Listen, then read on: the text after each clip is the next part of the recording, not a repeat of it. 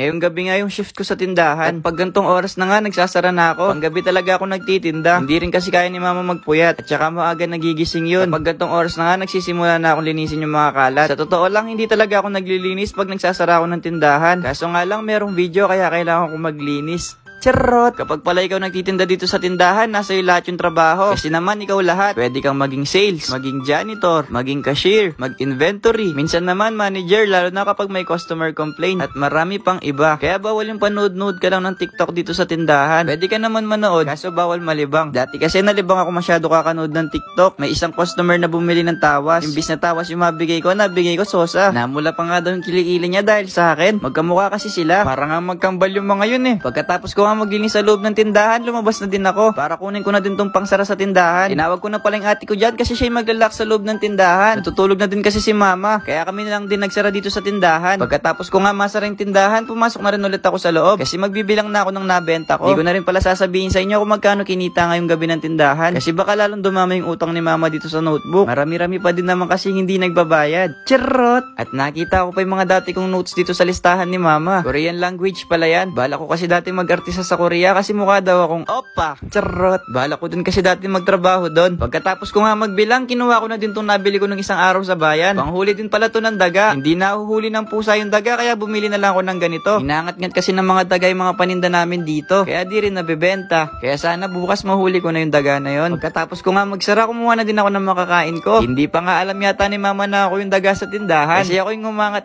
minsan sa mga paninda niya.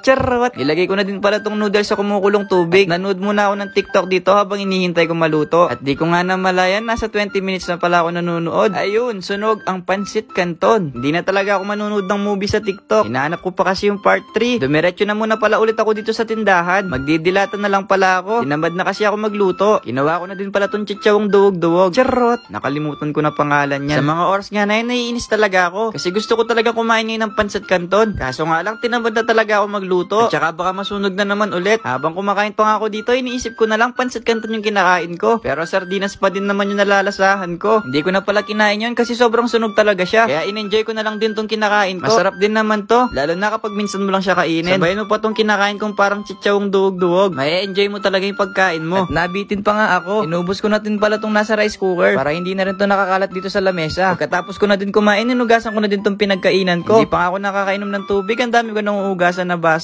Charot. Bawal tayong magreklamo sa bahay kasi nakikitira lang ako. Bawal din akong tatamad-tamad dito sa bahay, baka mapalayas pa ako. Kaya bawal buhay prinsipe dito kahit prince pa pangalan ko. Charot! Pagkatapos ko nga magugas ng plato, minom din ako ng tubig. Kasi maya-maya maliligo na din ako niyan. Pero hindi ko na kayo masasama sa video na yun ha. Hanggang sa kusina ka lang pwede manood. Charot! Pagkatapos ko nga maligo, matutulog na ako niyan. Bye-bye!